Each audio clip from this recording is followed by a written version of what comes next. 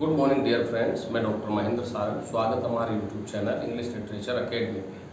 तो dear student, आज हम इस वीडियो में बात करने जा रहे हैं कि एमए प्रीवियस का जो पेपर है वो इसी महीने होने वाला है। चाहे वो मत्स्य यूनिवर्सिटी का छात्र हो, चाहे शेखावाटी का, चाहे पंडित दीनदयाल का, या ब्रज यूनिवर्सिटी का, या राजस्थान यूनिवर्सिटी का। तो जो भी बच्चे इस यूनिवर्सिटी से बिलोंग करते हैं वो ध्यान से सुने। देखो, फर्स्ट पेपर आपके लिंग्विस्टिक का पेपर है और कई बच्चे इसमें कंफ्यूज हो रहे हैं। मैंने पहले भी वीडियो बनाया है, कंफ्यूज नहीं होना है। इस वीडियो को अंत तक जरूर देखें, इस वीडियो से तुम्हें बहुत बेनिफिट होने वाला है। तो मैं पहले आरयू के छात्रों की बात करता हूँ। आरयू के छात्र जो इस पेपर को सोल्व करने के लिए जा रहे हैं, वो ध्यान रहे, इस पेपर को जब आप सोल्व करें तो आप क्वेश्चन नंबर डालें और सबसे पहले आपके इसमें एसबीओसीए का बेसिक वो पूछा जाता है। तो आप उसमें कोई भी 5 क्वेश्चन, कोई भी 8 या 10 आएंगे उसमें से 5 के आप एसबीओसीए बना के लिखिए। दूसरा आपके मॉडल और कंसेप्ट का आएगा, जिसमें आपको मॉडल के बारे में जानकारी होनी चाहिए। तीसरा डिपेंडेंट क्लोज के बारे में आएगा। तो याद रखना, WH वर्ड से कनेक्टेड जो भी क्लोज होता है वो सारा डिपेंडेंट क्लोज में आता है, उस पर विशेष रूप से ध्यान रखें। फिर इसमें आपके सिनोनिम्स, एंटोनिम्स 1 वर्ड का आएगा। मैंने पहले भी बताया है कि आप लूसेंट ग्रामर में से आप इनको पढ़ लीजिए। जो लूसेंट का अध्ययन कर लेगा वो सिनोनिम्स, एंटोनिम्स 1 वर्ड को आसानी से कर लेगा। पिछले पेपरों को आप फुल न करें, क्योंकि ये पिछले पेपर से बिल्कुल डिफरेंट आएगा पेपर। और थीम राइटिंग आएगी। थीम राइटिंग में क्रिटिकल एप्रिसिएशन और एक पैसेज आता है, एक तो टाइटल्ड पैसेज आता है, क्रिटिकल एप्रिसिएशन आता है। आप क्रिटिकल एप्रिसिएशन कीजिए, जिसमें आप उसको पढ़ने के बाद पोएम का नाम, पोएम का title, theme, plot, summary, beauty, imaginary, rhyme scheme, figure of speech, इस तरह से आप उसका क्रिटिकल एप्रिसिएशन लिखिए। फिर उसमें आपके जो है वो एक लॉन्ग पैसेज आएगा, जिसकी क्वेश्चन आंसर आप उसमें से ढूंढ करके लगाओगे।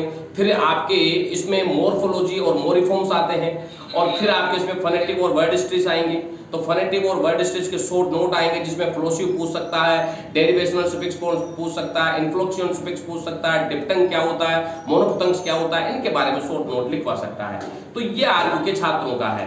लेकिन जो छात्र अलवर यूनिवर्सिटी या महाराजा गंगा सिंह यूनिवर्सिटी के छात्र हैं, जो मत्स्य यूनिवर्सिटी के छात्र, उनके क्या इसमें क्लोज भी आते हैं, नाउन के क्वेश्चन भी आते हैं, क्लोज और फ्रेज के क्वेश्चन भी आते हैं। तो आप क्लोज और फ्रेज को पढ़ने के लिए आप जो एलिमेंट्री इंग्लिश ग्रामर है उसमें से noun close, adjective close, adverb close को पढ़ लीजिए। नाउन क्लोज, वर्ड का आंसर नाउन क्लोज होता है। एडजेक्टिव क्लोज की पहचान ये होती है कि उसके पहले एडजेक्टिव होता है, और एडवर्ब क्लोज की पहचान होती है कि उसके पहले एडवर्ब होता है। इस तरह से आप क्लोज को आइडेंटिफाई कर सकते हो। फ्रेज में भी आप यही है, फ्रेज में ये एडजेक्टिव क्लोज है, इन्फिनेटिव क्लोज है, प्रीपोजिशनल फ्रेज है, कौन सा है, तो आप इनके बारे में डीप स्टडी कर लीजिए। अच्छा, फिर इसमें एक आपके ट्रांसफॉर्मेशंस का भी आएगा। ध्यान रखें, जो महाराजा गंगा सिंह यूनिवर्सिटी के जो छात्र हैं, जो मत्स्य यूनिवर्सिटी के छात्र हैं, उनके ट्रांसफॉर्मेशन के क्वेश्चन ज्यादा आएंगे, जिसमें सिंपल को कंपाउंड में बदलना, कंपाउंड को कॉम्प्लेक्स में बदलना, और कॉम्प्लेक्स को कंपाउंड में बदलना, इस तरह के सेंटेंस दिए हुए रहेंगे।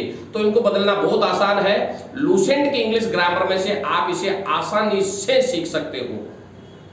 फिर इसी में ही आपके जो नेक्स्ट क्वेश्चन आएगा वो इसमें एक्टिव पैसिव का आएगा और कनकर्ड का आएगा। तो इसमें सब्जेक्ट वर्ब और एग्रीमेंट का भी आपके क्वेश्चन दिया हुआ है, और वही फिर आपके थीम राइटिंग लिखने के बाद में शॉर्ट नोट के आंसर्स आएंगे।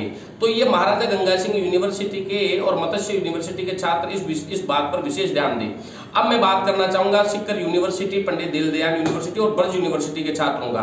तो ब्रज यूनिवर्सिटी के छात्रों के पूरा लेंथी पेपर ये आता है, लेकिन इनके सबसे पहला क्वेश्चन जो आता है वो वर्बकार एसबीओसीए का आता है। तो ये एसबीओसीए का, वर्ब का, नाउन का, एडजेक्टिव का, एडवर्ब का और टेंस का, ये मुख्य पार्ट है जो आपके सभी यूनिवर्सिटीज में मुख्य रूप से पूछे जाते हैं। लेकिन क्रिटिकल पोएम का जो क्रिटिकल एप्रिसिएशन है, जो लॉन्ग पैसेज है ना, उसको करने में आप जरा भी न झिझके, आसानी से करें। क्रिटिकल एप्रिसिएशन जब आप लिखें तो कम से कम 10-12 पॉइंट उसके बनाए, उसको आसानी से लिखें। याद रखेगा कि फर्स्ट पेपर आप जब करें तो प्रत्येक क्वेश्चन के नंबर डाल के उसको तरीके से नीट एंड क्लीन तरीके से लिखें, क्योंकि इस पेपर में मार्क्स कटने की उम्मीद नहीं है। अगर आपने ग्रामेटिकली सही लिखा है तो उसके पूरे के पूरे आंसर्स मिलेंगे। लेकिन लास्ट का जो 5वां और 6ठा क्वेश्चन रहता है, जिसमें वो फोनेटिक्स के बारे में पूछता है, वर्ड स्ट्रीस के बारे में पूछता है, मोरिफॉर्म्स के बारे में पूछता है, शॉर्ट नोट के बारे में पूछता है, तो आप इनको थोड़ा डिटेल में पढ़ें। क्योंकि फोनेटिक्स में जो बच्चे रीड का exam, second grade, first grade का एग्जाम दिए दिए हैं वो फोनेटिक्स और वर्ड स्ट्रेस आसानी से कर लेंगे। लेकिन डिप्टेंग्स क्या होता है, मोनोफोथंग्स क्या होता है, फ्लोसिव क्या होता है, फ्रिकेट्स क्या होते हैं, वीक फॉर्म्स क्या होती है, इनके बारे में आप जरूर ध्यान देंगे। इनमें से आपके 5-5 नंबर के क्वेश्चन डेफिनेटली पूछे जाएंगे।